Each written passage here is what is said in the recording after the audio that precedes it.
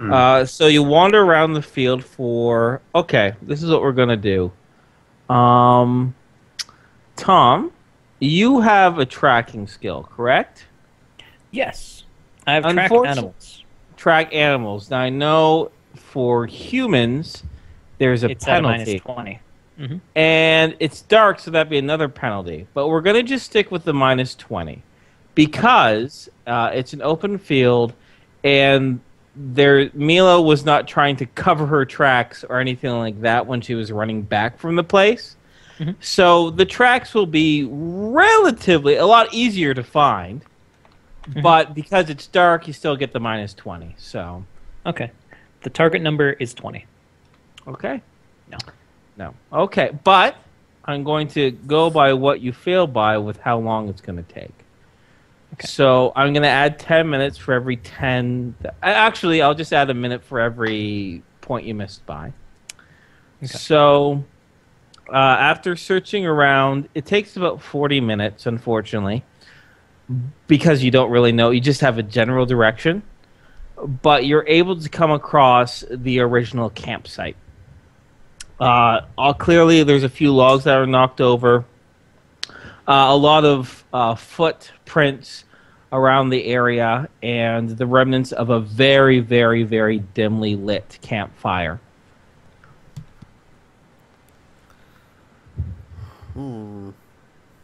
Any idea what direction they went to from here? Give me another tracking roll there, Tom. No. No. Well, I, as angry as Al would be, he's not an idiot, and he's not going to let his anger get a hold of him so greatly that he's just going to wander around aimlessly, yelling at something. So he would just have to give up and go back to base, I guess, Okay. unless someone else has an idea. Hmm. We need to be more careful. Oh, And Mila, I've got an idea. Hmm? They're Go ahead, following Patrick. us, yes? We don't know, probably. Oh, let's try to go through the minefield. I think they're going to have a bit of a trouble. you sneaky bastard, you. No. Anyway, sorry, Tom, you were about to say something real quick to Mila. Yes. Mila, Yes. from now on, if you see them, please let us know. Mila doesn't say anything, but she kind of gives like this look. Please. She still doesn't say anything, still giving that look, but then kind of nods her head. Thank you. What kind of look? There's so many looks you could get. You know. Yeah, describe the look. Like a shit I already know kind of look. Yeah, like a no shit Sherlock Yeah. type of look. Like, are you kidding me? I think with Patrick's idea, Al would like consider it and then kind of sigh and say, "I'd rather not kill them." They're wearing... was the dog wearing body armor? Yeah, Yes. Not but on it's its not head. full. Yeah, not on its head or its arms or its lower feet. It's partial plate, you could say. Let's just keep going, keep our eyes out, be very vigilant. If they cross us again, we'll make sure they learn not to do it a third time.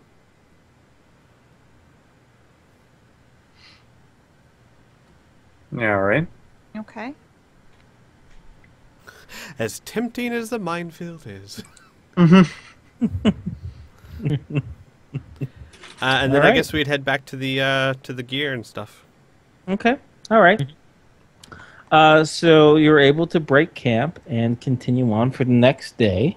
Are there any special precautions or anything else that you'd like to take whilst traveling?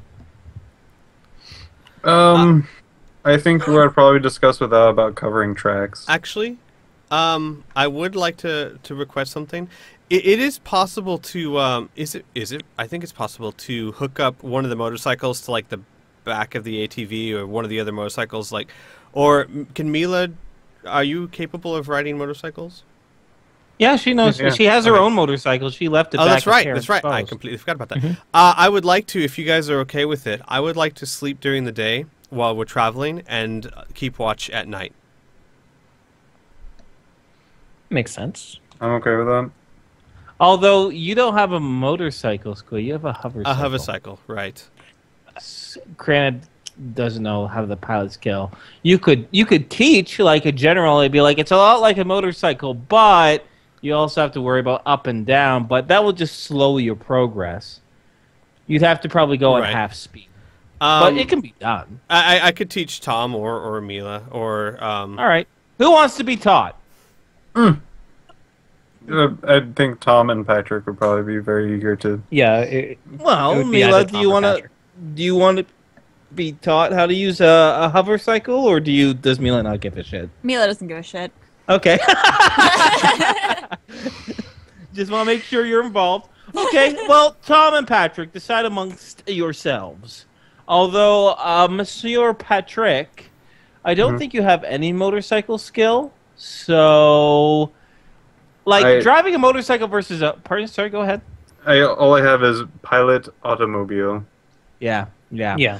So that's- driving an automobile is a lot different than driving a motorcycle, whereas a motorcycle to a hover cycle is a little bit trickier. You can still be taught, but we're just going to say it will take Al 2 hours to teach Tom the basics, but it would take him 4 hours to teach you the basics.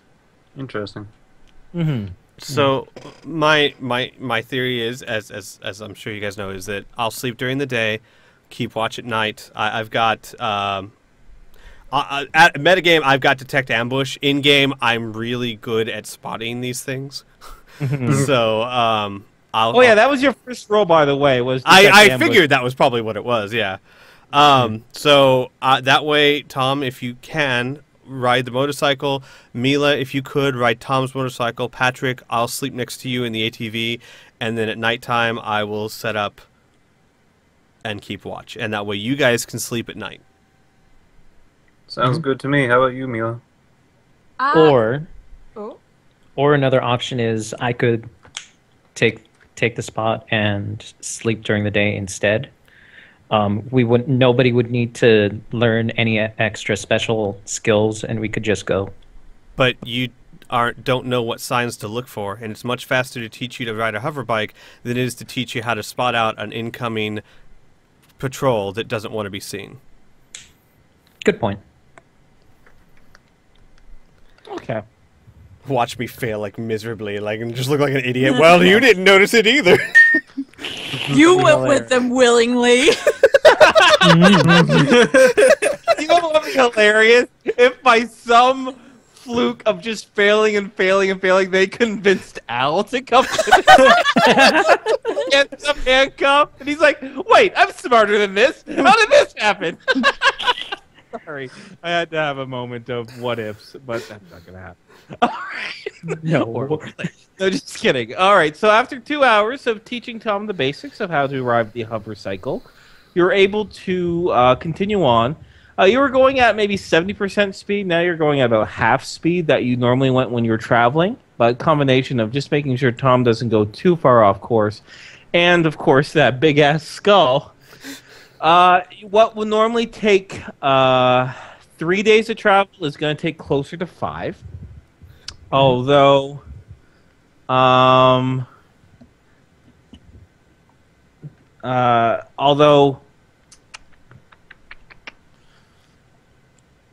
we'll say 5 days, but give me another land navigation. How about maybe you guys can find a shortcut?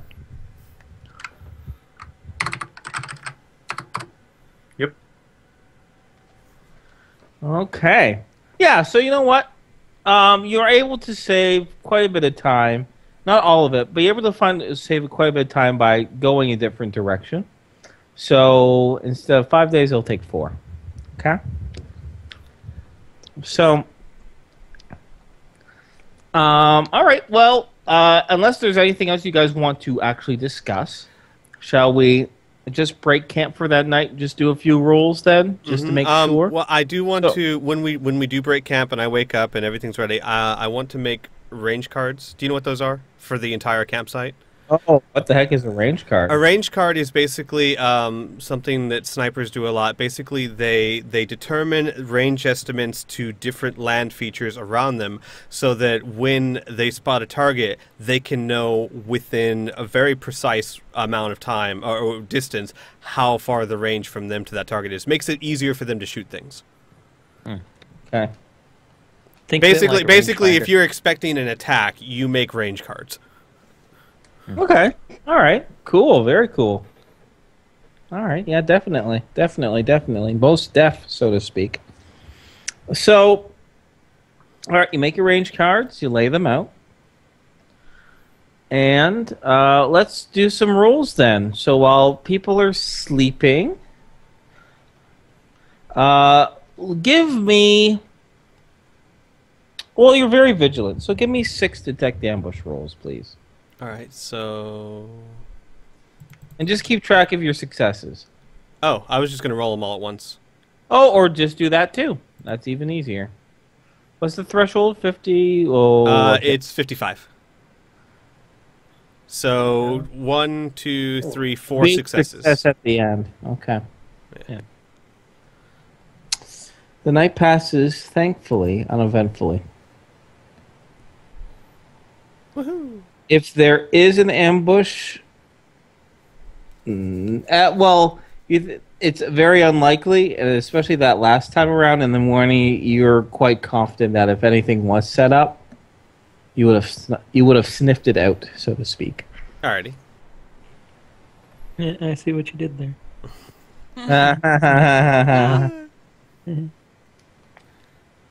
I don't get it. And then I guess what we continue on? It's like, I'm out! I just plop in the next seat and...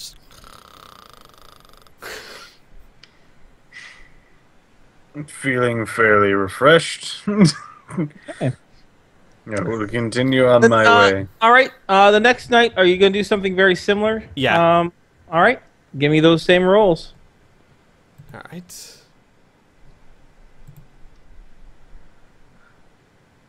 So 2 successes.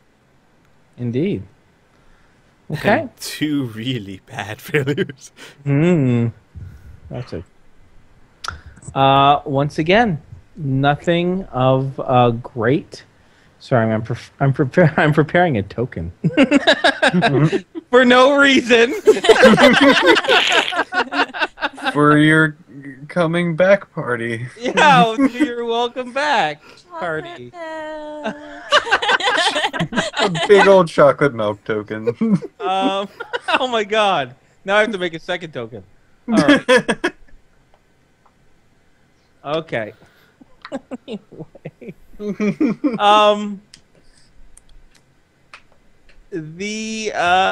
Completely uneventful. Now, on the third day of your travel, ever since the incident, you are starting to actually come across a light road that is somewhat leading towards Perrin's Post, or you have a feeling that it's kind of that same direction. So you're kind of out of the woods, so to speak, both figuratively and literally, and you could actually travel on the road if you choose to. Do you choose to?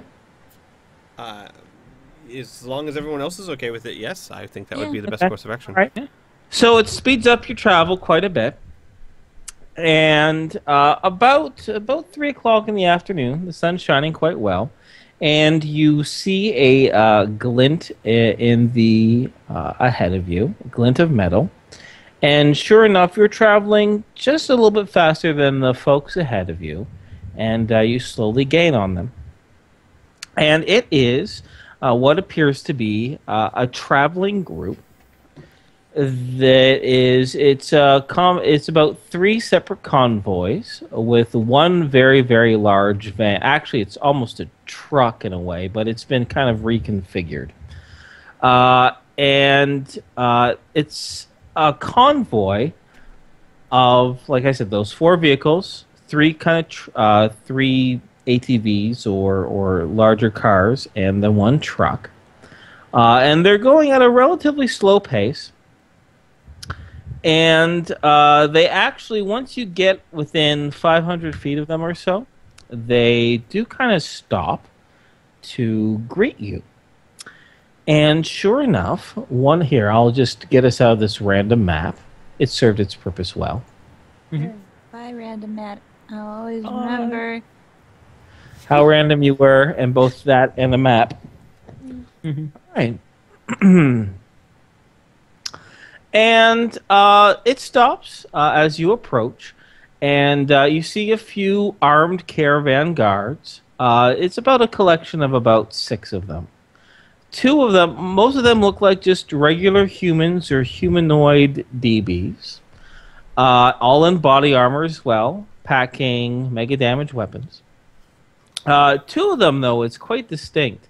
They're not really wearing full armor, but they do have these lines of tubes running throughout their body, and you're able to identify them as juicers. Juicers in this game are individuals who have undergone a chemical augmentation that makes them extremely powerful, agile, fast, but at a great cost to their bodies in the long run. They are frequently hired as mercenaries and as hired agents because they're just so darn, well, strong and fast. I'm going to wake up Al. Okay. All right. Now, although they're there, they're kind of standing there just greeting you, but their weapons aren't raised, and a few of them look almost bored. Almost like they kind of want to stomp. But sure enough, a man who is very distinct compared to the rest of the group. He's not actually wearing any sort of body armor on him whatsoever.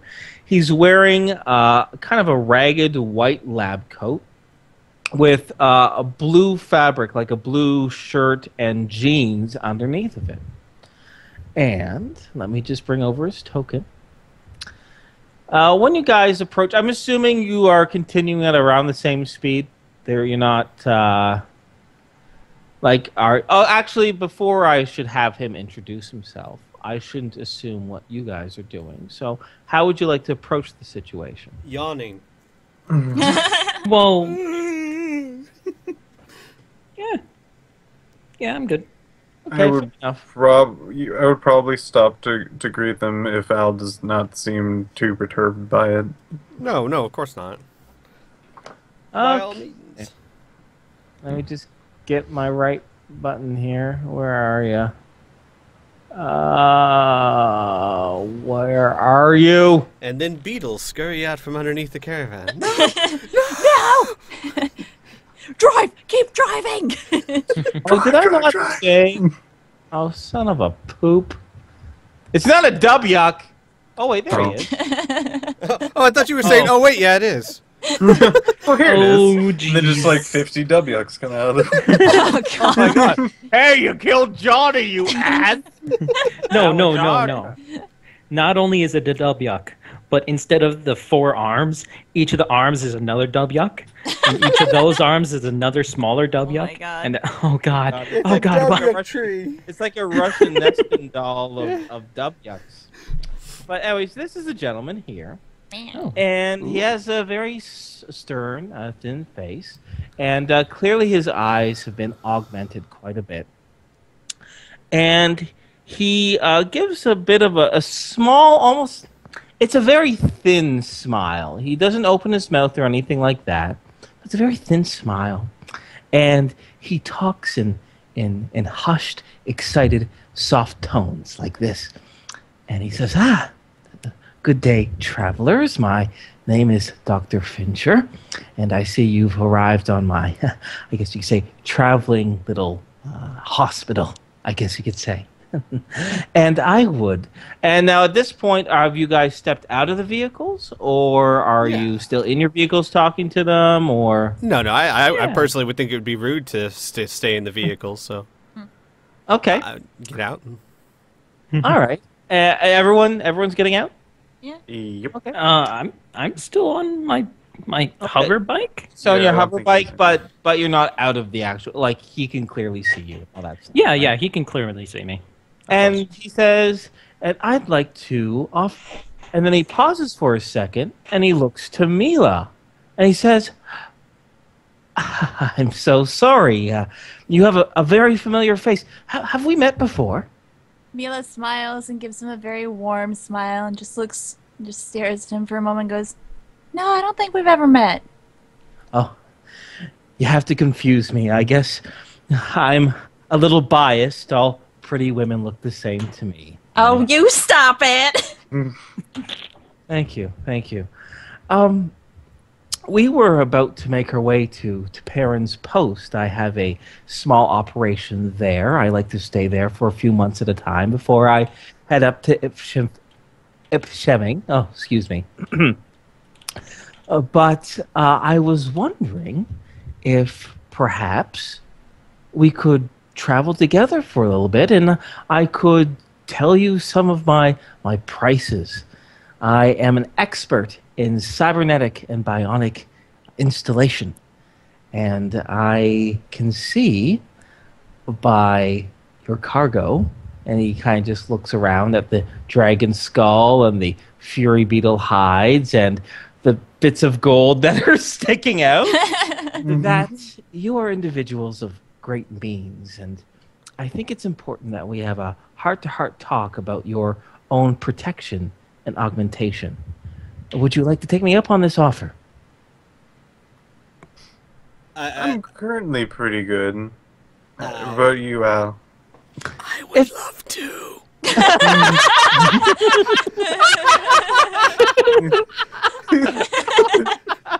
It's so scary. I mean, sure. I just like picture like his cheeks get like really blushed and his lips are just like pursed. Like I would love to. Excellent. Safety word is pang.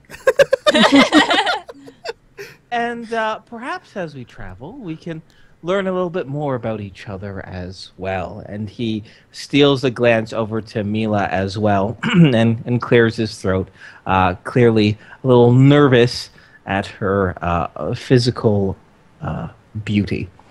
But he... we're going to kind of save face here a little bit. And we're going to wind down the session with maybe a bit of a shopping list and a bit of a role-playing thing, if that works for you. Because what the doctor can offer, for those of you who are interested in a cybernetic implant, I can let you know what he can do and the price of that. I can give you a quote. Talking with him, it's quite clear that he will be in Perrin's Post for quite a few months. And he prefers to do a surgery there and not on the road. He gives you a brief tour of his traveling hospital, as he likes to call it, and you see a lot of sneers of derisions and rolling of the eyes, especially of the juicers. But they mostly stay quiet as he does his thing. It's quite clear he's done this tour many, many times before. But sure enough, on the back of his truck, into a ramp, inside, it's like a cargo truck, but instead of where cargo is shipped, it's a fully operational med bay, so to speak, with state-of-the-art medicines and anesthetics, and even a wonderful, very comfortable, like, surgeon's bed as well. It's very clean, very pristine. You get the feeling that this man is extremely meticulous, not even in the way he's talking, but in the way he does business. One of his cargo vans holds supplies. Another one is used to transport the guards, so to speak. So it's reserved typically for that. And then the third one is his own personal lead vehicle that has a bit of luxury attached to it. So for those of you interested, I can give you a quote on prices, and you can make arrangements to undergo the surgery while you're in Perrin's Post. And in addition, he is a very inquisitive man and encourages everyone to come up to his lead vehicle while you're traveling, and especially would like to reserve the front seat for Mila. Right next to him, because he has probably the most questions for her. For like I said, for obvious reasons, he's obviously captivated by her from somehow.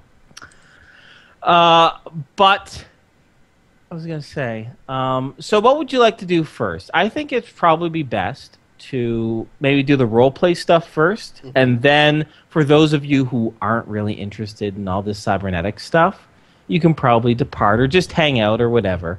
And for those of you who are interested, I can tell you how much this stuff is and what the price is and all that good stuff. How does that sound?